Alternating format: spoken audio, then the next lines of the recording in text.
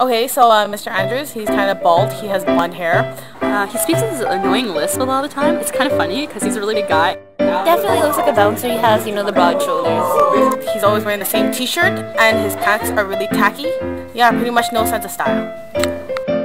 Serafino got kicked out all the time, man. I mean, he sent this letter under the door saying, Mr. Andrews, I'm sorry. He spelled sorry wrong even. You know, can I come in? So what Mr. Andrews does is he grabs the letter, writes back no, and shoves it right back under the door for him. Oh yeah, there's that one time where Serafino was like, is that your boyfriend that keeps on calling you? And Mr. Andrews was like, oh, that was weak.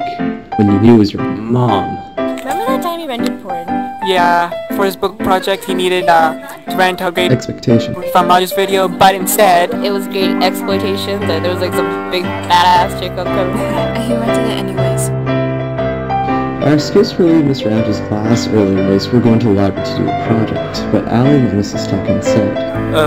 Mr. Andrews let me out early. And the next day Mr. Andrews has to lie in front of Mrs. Tuck's face and he gets in trouble because he doesn't know what's coming to him.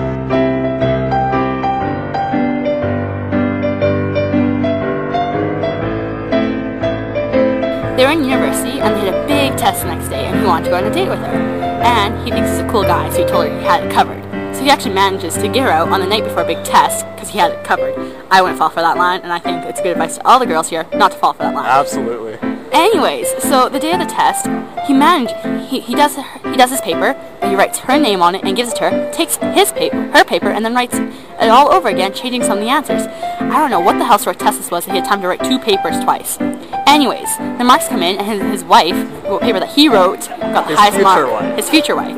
Yes, she got the highest mark in the class, and apparently that made him the most intelligent guy in the world.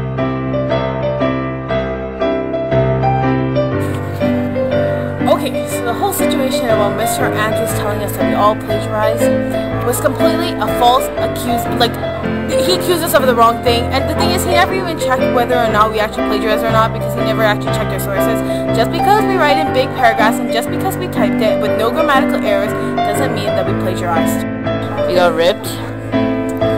yeah, I went home and cried. Yeah, it was pretty bad. I didn't think it... this wasn't fair. Very unfair.